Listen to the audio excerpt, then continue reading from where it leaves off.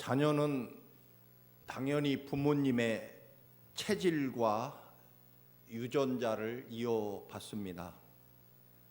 저도 가끔씩 큰아이에게 미안하다고 말합니다. 왜냐하면 아가씨가 땀을 흘리는 체질을 물려받아서 여름이면 화장하는데 아주 불리하고, 그리고 또 뚱뚱한 체질을 물려줘서 미안하다고 말합니다. 그러나 어쩔 수 없죠. 부모의 유전자를 닮아서 작은 애한테는 엄마 닮았으니까 제가 그런 말 할 이유는 없습니다만 하여튼 그렇습니다. 이 유전자 혹은 체질에 대해서 과학적으로 통계조사한 것을 여러분에게 몇 가지 소개해 드립니다. 둥근 코가 자식이 닮을 확률은 50%라고 합니다. 곱슬머리인 엄마, 그냥 보통 머리카락인 아빠하고 만나면 아이는 반곱슬이고, 부모 모두가 곱슬머리면 아이는 거의 100% 곱슬머리이다. 만약 부모 중 한쪽만 흰 머리카락, 새치가 있으면 이건 또 강력한 유전적 요소가 있어서 자식은 80% 이상이 새치머리, 흰머리가 나게 돼 있다, 그런 이야기입니다. 또 부모 중 한쪽이 피부가 검으면 둘 중에 한 아이는 반드시 검은 피부 아이가 태어난다.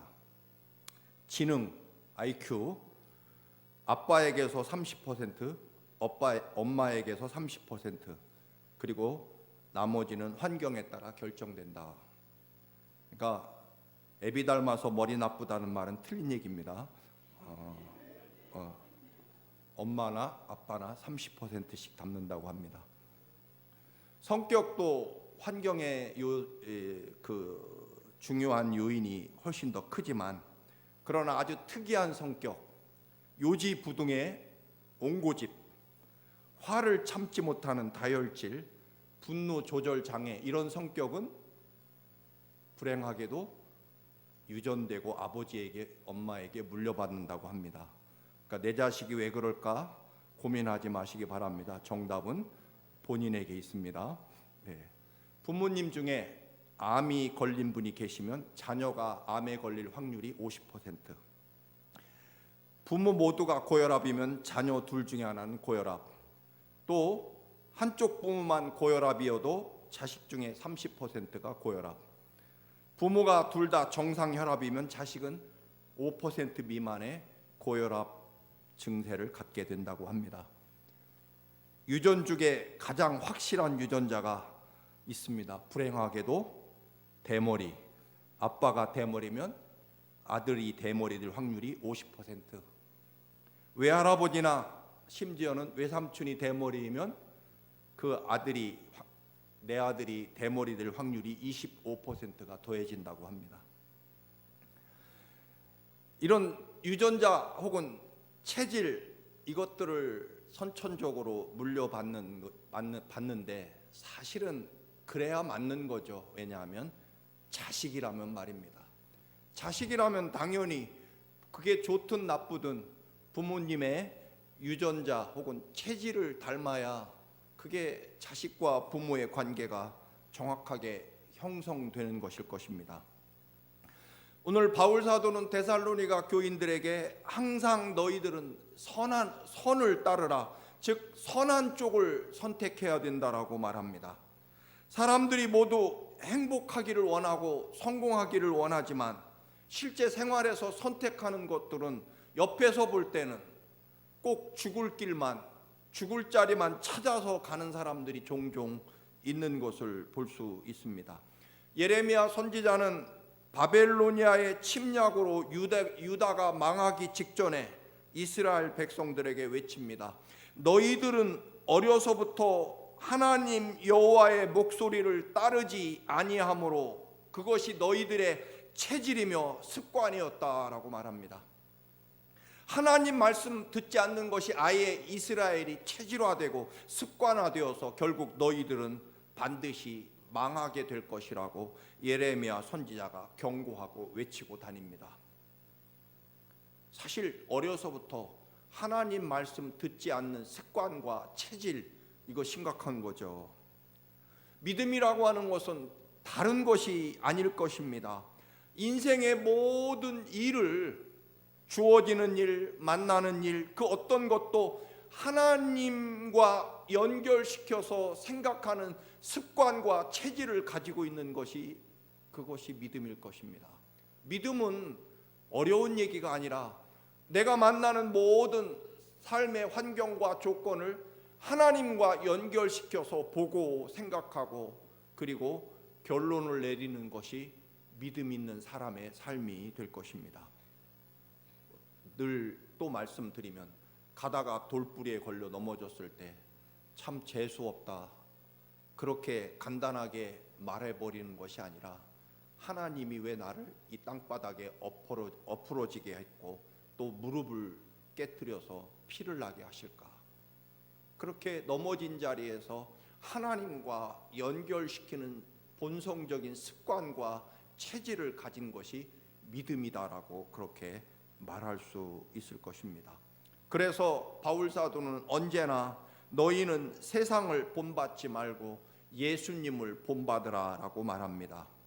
그렇다면 예수님의 그런 삶을 본받고 예수님 체질, 예수님 습관을 닮은 주님의 자녀가 되어야 될 텐데, 예수님 습관과 예수님 체질을 따라가고 닮아야 될 여러 가지가 있겠습니다만, 오늘 본문에는 특별히 아주 세 가지만 정확하게 이야기합니다. 항상 기뻐하는 체질, 항상 기뻐하는 습관, 그리고 언제나 쉬지 않고 기도하는 습관과 체질, 그리고 늘 감사하는 습관과 체질이 바로 하나님 체질이고 예수 그리스도의 습관이며 체질이다라고 하는 것입니다.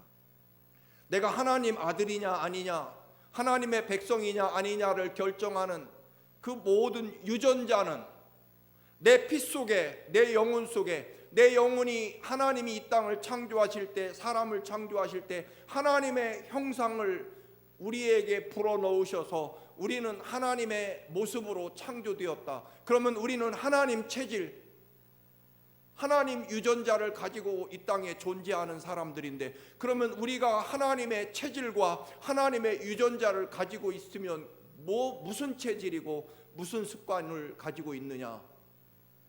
항상 기뻐하는 체질, 범사에 기뻐하는 체질, 쉬지 않고 기뻐하는 체질, 쉬지 않고 기도하는 체질, 항상 기도하는 체질, 그리고 범사에 기도하는 체질, 항상 감사하는 체질, 쉬지 않고 감사하는 체질, 모든 것에 감사하는 체질, 기쁨과 감사와 기도, 이 세 가지가 하나님 닮은 가장 정확한 유전자이며 체질이다, 그렇게 말할 수 있을 것입니다. 인생을 자세하게 관찰해 보면 여러분, 성공하는 사람은요, 성공하는 습관과 체질을 가지고 있습니다. 성공하는 사람은요, 성공하는 습관을 가지고 있습니다.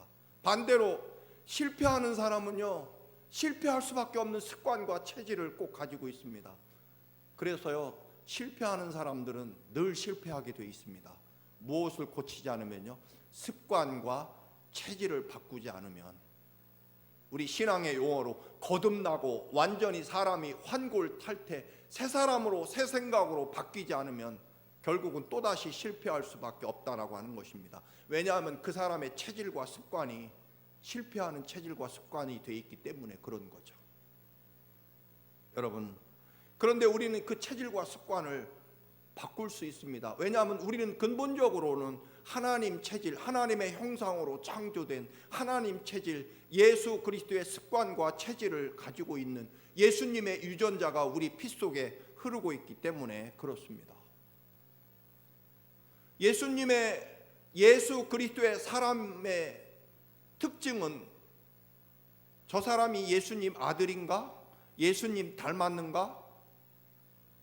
무엇으로 구분하냐면 예수 그리스도 안에서 늘 기쁘게 사느냐, 예수님 닮은 예수님 체질, 저 사람은 아버지 닮아서 코가 동그랗게 생겼구나, 저 사람은 아버지 닮아서 땀을 많이 흘리는구나, 저 사람은 아버지 닮아서 대머리구나. 보지 않아도 여러분 한국에서 지금 다시 이산가족, 남북 이산가족이 금강산에서 만나서 다시 또 다시 뭐 어떤 분들은 70년 만에, 어떤 사람은 월남할 때 자식이 잉태된 줄도 모르고 다시 만나서 북에 가봤더니 70대 된 딸이 나타나서 만나는, 그런 70년 만에 딸을 보는, 이 땅에 존재하는지도 몰랐던 딸을 만나는 그런 장면도 보았습니다. 그런데요, 놀라운 것은 확인하지 않아도, DNA 유전자 검색을 하지 않아도 딱 보면 저분은 저분의 딸이구나. 왜? 눈매, 코, 입술, 피부, 또 늙어가는 그 얼굴 형상이, 또 어떤 사람은 대머리 형상을 보면 굳이 유전자 검색을 할 것도 없이 너는 내 딸이구나. 그렇게 그 자리에서 얼싸안고 울게 됩니다. 왜냐하면 아버지 체질과 유전자를 가지고 있기 때문에 그렇습니다. 여러분, 하나님의 백성이냐 아니냐는 증거는요, 돈 많이 버느냐 출세하느냐 절대 그거 아닙니다. 우리 안에 하나님이 주신 은혜에 대한 기쁨이 늘 가득하려고 애쓰느냐, 본성적으로 늘 기뻐하는 삶을 살아가느냐가 우리가 하나님의 백성이고 예수 그리스도의 자녀됨, 유전자를 가지고 우리가 그리스도의 자녀라고 하는 것을 증명할 수 있는, 굳이 성경 시험을 보지 않아도 그의 삶 속에 하나님의 은혜에 대한 기쁨과 감격이 있느냐라고 하는 것이, 그것이 그리스도의 자녀임을 증명하고 결정한다라고 하는 것입니다. 여러분, 자식이 닮았습니다. 70년 동안 떨어져서 자식이 있는 줄도 몰랐는데요, TV에 보니까 그 딸은 북한에서 70년 살았습니다. 아버지는 월남에서 남한에서 70년을 살았습니다. 이번에 금강산에서 만났는데 저도 TV에 보니까요, 아무리 떨어져 살았어도요, 환경이 달라도 저분은 저분의 딸이구나, 저도 보면 알 수 있게 그렇게 닮아 있더라고요. 예수 그리스도의 자녀됨이라고 하는 것은요, 그 체질이 바뀌지 않아야 되는 거죠. 습관이 바뀌지 않아야 됩니다. 여러분, 그런 글 많이 있죠. 쌍둥이가 본의 아니게 낳자마자 헤어졌는데 몇십 년 만에 만나고 보니까 자동차 색깔도 똑같고 헤어스타일도 똑같고 입는 옷 색깔도 똑같고, 결혼한 사람들 그 부인 그 모습도 비슷하고, 아무리 헤어져 있어도요, 그것이 그의 체질이고 습관이면 그렇게 살아간 삶을 형성한다라고 하는 거죠. 그리스도인 체질이라고 하는 것은요, 환경이나 조건이나 사람에 상관없이 우리의 근본적인 체질과 우리의 유전자는 하나님께 있기 때문에 언제나 항상 기쁨 속에 살아가야 된다라고 하는 거죠. 구원의 기쁨과 감격 속에서 말입니다. 그게 하나님 체질이라는 것입니다. 우주 만물의 창조주이시며 생명의 주인이신 하나님이 우리의 아버지시고, 그리고 그 아버지가 어디까지 사랑하십니까? 우리 살리려고 아들, 하나밖에 없는 아들 예수를 이 땅에 보내셔서 그 십자가의 모진 고난과 시련을 겪으며 십자가에 죽게 하시고 우리를 살리려고 아들을 대신 죽이실 만큼 그렇게 사랑하시는 거죠. 예수님이 어디까지 우리를 사랑하십니까? 우리 살리려고 당신이 대신 십자가의 그 죽음을 감당하고 마지막 피 한 방울 남김없이 쏟아서 우리를 사랑하시는 데까지, 죽어가면서 죽기까지 끝까지 우리를 사랑하시는 하나님의 사랑이 있는 한 우리는 그 어떤 환경과 조건에서도, 그것이 고난이든 시련이든 언제나 우리는 기쁨 속에 살아간다는 거죠. 하나님의 사랑이 있기 때문입니다. 여러분, 그래서 바울 사도는 나는 언제나 기쁘고 기쁘고 기쁘도다라고 말합니다. 빌립보서 강해를 마쳤습니다만, 빌립보서는요, 로마 감옥에서 죽기 직전에 죽음을 기다리며 감옥에서 씁니다. 그런데 나는 너무 기쁘고 기쁘고 기쁘고 기쁘도다라고 말합니다. 왜요?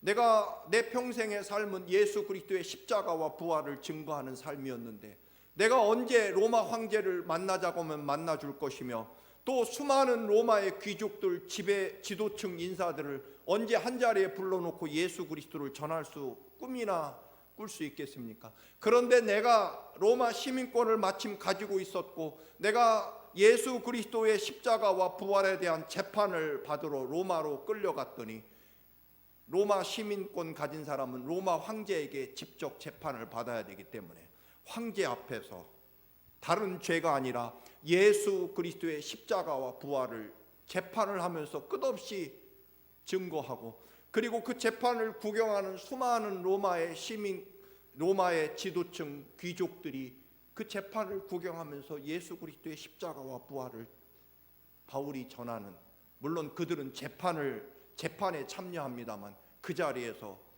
몇 시간, 몇 년 동안 예수 그리스도의 십자가와 부활을 증거했고, 그래서 전 세계 로마 식민지까지 기독교 국가가 됩니다. 그래서 기쁘다는 것입니다. 내 삶의 환경, 내가 어느 환경에 처해 있든, 북한에 있어도 나는 결국 내 아버지의 유전자와 체질을 가지고 있기 때문에 70년 후에 만나도, 우리 아버지가 나를 태어난 줄도 몰랐는데 금강산에서 보니까 저분이 우리 아버지고 네가 내 딸이구나. 왜냐하면 눈, 코, 입 다 닮았기 때문입니다. 우리가 그리스도인이라고 하는 것은요, 환경과 조건, 그게 어디에 위치해 있든, 그게 감옥이든 북한이든 상관없이 내 삶은 언제나 하나님을 향해 있기 때문에 기쁨 속에 살아가는 거죠. 나보다 더 나를 사랑하시는 하나님의 은혜가 있기 때문입니다. 하나님 체질은 기도하는 체질이죠. 예수님이 우리에게 물려준 유전자 중에 하나는, 우리가 그리스도의 자녀이냐 아니냐라고 하는 것을 결정하는 습관이 바로 예수 그리스도 앞에, 하나님 아버지 앞에 기도하는 습관을 가지고 있느냐, 기도 체질이냐라고 하는 것입니다. 여러분도 보다시피 우리 큰아이하고 저하고는 체질적으로 많이 닮아 있습니다. 여러분, 상담학을 공부하다 보면 식탁 권력이라는 게 있습니다. 근데 자녀가 둘인 분들은 특별히 더 그게 느껴집니다만, 여러분, 아빠 옆에 앉아서 밥 먹는 자녀가 둘이지만 더 친밀하게 늘 엄마하고 같이 앉아 있거나 늘 아빠랑 같이 앉아 있는 식탁에, 그걸 권력적이라고 하는데, 저는 어릴 때부터 이상하게 큰애하고 같이 옆에서 늘 밥을 먹고요, 집사람은 작은애하고 언제나 평생 그렇게 밥을 먹습니다. 지금도 마찬가지입니다. 왜 그런가 봤더니 큰애는 저를 닮았기 때문입니다. 본성적으로 그게 아마 그렇게 되는 것 같습니다. 작은애는 엄마를 닮아서 그런지 엄마 옆에 늘 앉아 있고요. 이게 그 식탁 관계도입니다. 그래서 누가 더 친밀한지 그 식탁에 앉는 자리를 보면 그게 별로 바뀌지 않습니다. 권사님 바뀌세요? 안 바뀌죠? 어느 집은 왔다 갔다 하는지는 모르겠습니다. 우리 집은 평생 태어나부터 지금까지 그 앉는 자리가 바뀌지 않습니다. 가만히 보니까 저를 더 훨씬 더 많이 닮아서 아마 그렇게 끌리는 것 같습니다. 여러분, 예수님 체질이, 유전자가 뭐냐면요, 기도하는 체질 습관입니다.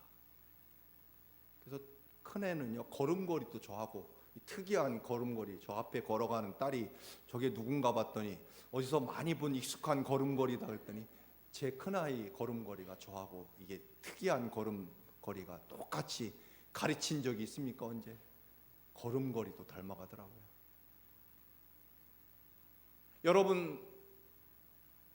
여러분이 예수 그리스도의 십자가 보혈로 구원받은 하나님의 자녀입니다. 예수 그리스도의 유전자와 체질을 여러분 가지고 있습니까? 습관을 가지고 있습니까? 주님 닮은 습관, 주님 체질, 주님이 겟세마네 동산에서 땀방울이 핏방울이 되도록 기도하는 그 기도 체질과 습관을 여러분들이 담고 가지고 있느냐라고 하는 것입니다. 여러분, 기도 없이 그리스도인이라고 말하면 곤란합니다. 기도하지 않으면 회개할 일이 없습니다. 기도하지 않으면 감사도 잘 안 됩니다. 왜냐하면 하나님의 뜻을 잘 모르니까. 기도하지 않으면 좋으면 좋고요, 나쁘면 싫다고 말하는 것이 기도하지 않는 사람의 특징입니다. 기도가 없으면 주님과 만날 일이 별로 없기 때문에 그런 거죠. 그리고 기도하지 않으면 하나님 뜻이 무엇인지 알 길이 없습니다. 물론 여러분, 기도 습관적인 기도를 하라는 뜻은 아닙니다. 그러나 기도가 체질화되고 습관화돼야 되는 것은 분명히 있어야 됩니다. 기도는요, 평범한 그리스도인과 위대한 그리스도인을 결정합니다. 기도는요, 늘 복받는 그리스도인과 복을 받지 못하고 살아가는 그리스도인을 결정합니다. 여러분, 그렇잖아요. 공부하는 학생이 공부 잘하는 학생과 공부 잘하지 못하는 학생을 뭘로 결정합니까? 공부하면 공부 잘하는 학생이 되는 거고요, 공부하지 않으면 공부 잘 못하는 학생이 되는 거죠. 누가 진짜 그리스도인입니까? 누가 위대한 하나님의 축복과 권능 가운데 살아갑니까? 누가 날마다 믿음 안에서 승리합니까? 누가 날마다 하나님의 그 깊고 오묘한 뜻을 날마다 분별하며, 그게 때로는 실패와 시련처럼 보이지만 하나님의 역사와 뜻을 아는 기도하는 사람은요, 이게 잠시의 고난이고 더 큰 축복과 은혜를 준비하고 있다는 것을 기도하는 사람은 알게 되는 거죠. 그래서 그리스도인은 기도하지 않으면 그리스도인이라고 말하기 어려운 거죠. 다윗은 내가 새벽을 깨우며 새벽과 정오에 한낮에 기도한다라고 말합니다.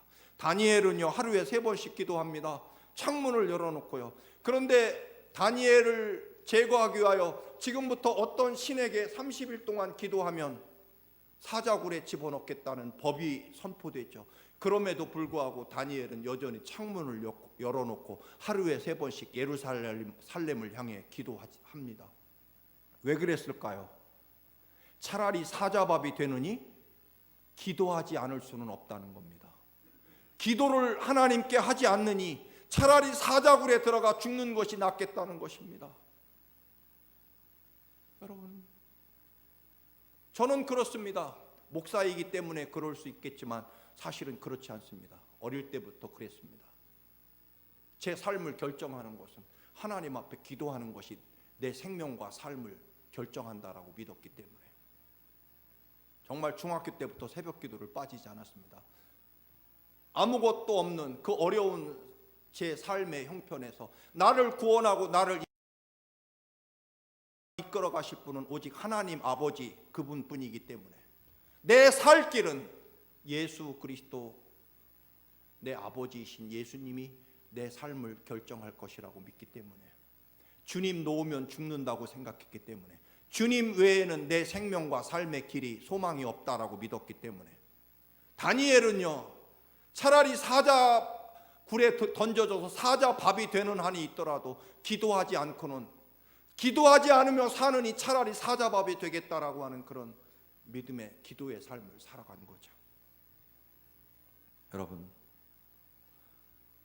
히스기야 왕도 마찬가지죠. 그 당시 막강한 아시리아 그 막강한 군대 18만 5천 명이 하루아침에 침략해 왔을 때 히스기야 왕은 성전에 올라가는 습관이 있었습니다.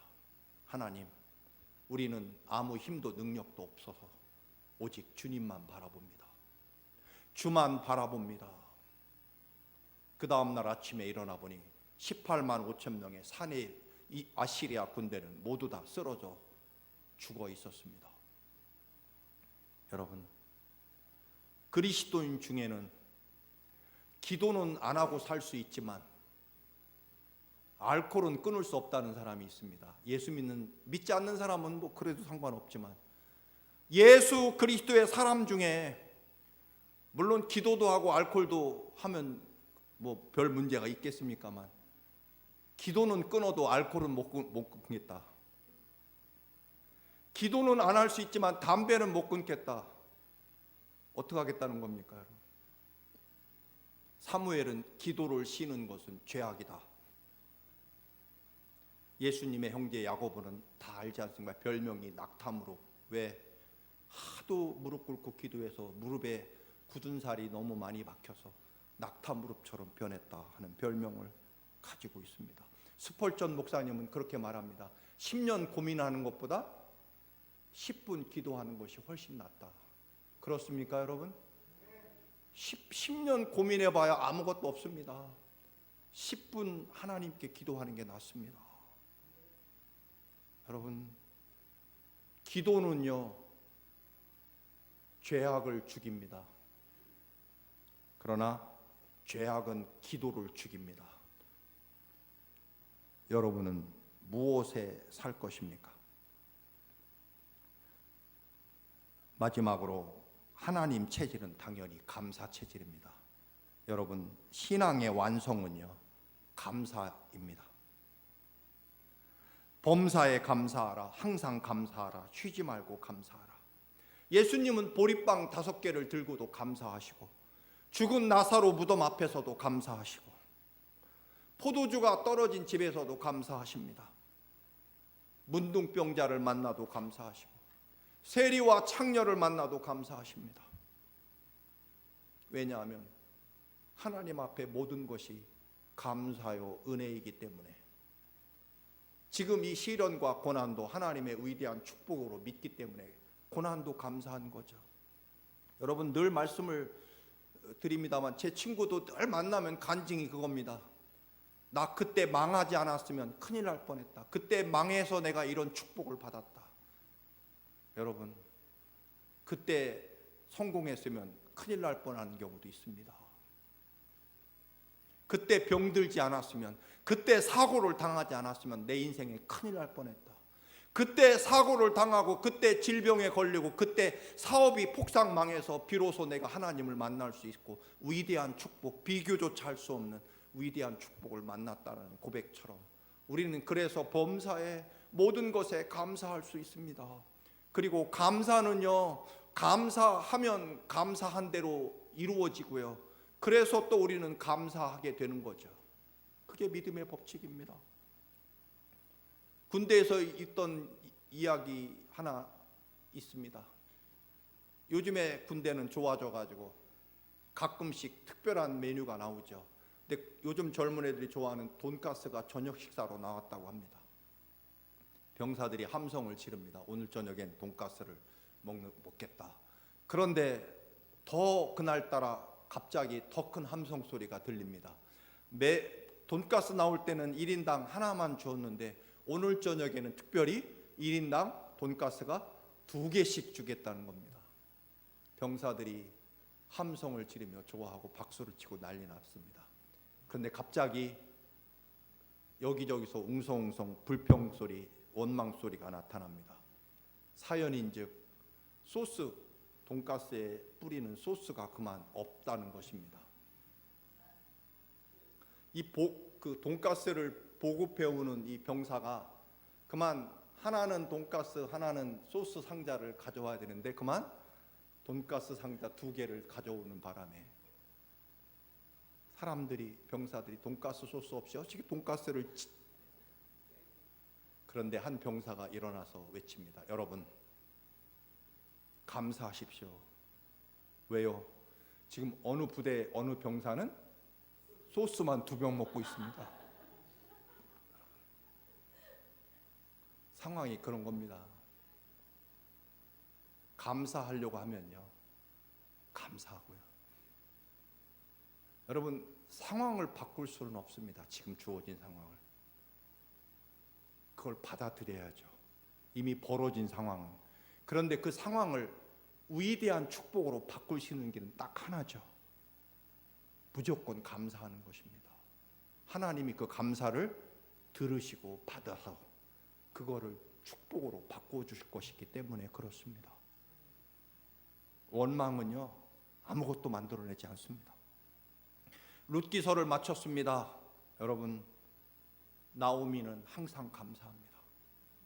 하나님께 감사하고요, 이방 여인 며느리 룻에게 감사하고요, 그리고 보아스에게도 감사합니다. 룻기서를 잘 읽어보면. 그리고요, 그녀는 늘 말합니다. 고맙다고 늘 말합니다. 그리고요, 늘 내 탓이라고 말합니다. 이 모든 일들이, 이 시험이가 죄가 많아서 너희들까지 고난받는구나. 미안하다. 다 내 탓이고 내 잘못이다. 그리고요, 나는 비록 이렇게 처절하게 어렵고 힘들지만 나 망했으니 너도 망했으면 좋겠다. 그게 아니라 나는 어차피 망했지만 너라도 잘 되기를 바라고 너는 꼭 하나님의 축복을 받기를 바란다. 그 인격과 언제나 어떤 상황에서도 하나님을 향한 믿음의 눈을 가진 시어머니를 보고, 시어머니가 정말 처절하고 비참한 인생, 노년이 확실함에도 불구하고 룻은요, 그 시어머니를 끝까지 따라가겠다고 합니다. 이유는 뭐라고요? 어머니의 하나님이 내 하나님이기 때문에. 선택에 어떤 조건도 없습니다. 시어머니가 믿는 하나님을 보니까 나도 믿어야 되겠다는 것입니다. 부자라서 아닙니다. 그 처절한 절망과 원망 가운데, 원망의 상황에서도요, 감사가 나오고 미안하다고 말하는 자기 고백이 나오고요, 그 처절한 상황에서도 너희들은 꼭 행복했으면 좋겠다. 하나님이 축복해 주시기를 바란다. 그렇게 말하는 시어머니를 만든 하나님의, 그 하나님을 나도 따르고 싶다는 그것 외에는 없었던 거죠. 결국 그 하나님을 따라 이 베들레헴으로 온 룻은 어떻게 됩니까? 보아스라는 위대한 사람을 만나게 되고, 그리고 그와 결혼을 해서 다윗의, 이스라엘의 가장 위대한 왕 다윗 왕의 조상 증조 할머니가 되고요, 이방 여인으로서 예수님의 그 구원의 역사에 찬란한 육신의 족보에 오르지 않습니까? 이유는요, 하나님 체질이기 때문에. 사랑하는 성도 여러분, 우리는 사실 둘 중에 하나입니다. 사탄의 종이든지 하나님의 자녀이든지. 그런데 하나님 자녀이면 하나님 체질을 보여줘야 됩니다. 하나님이 땀 흘리시면 여러분도 땀 흘려야 됩니다. 하나님이 고난과 시련에서 감사하시는, 기뻐하시는 모습을 보이면요, 나도 예수님 자녀이기 때문에 그런 고난과 시련과 어려움 속에서도 감사와 기쁨의 노래를, 하나님을 믿고 그 처절한 상황에서도 감사와 찬양의 노래를 부름으로 여러분의 삶이 위대해질 수 있습니다.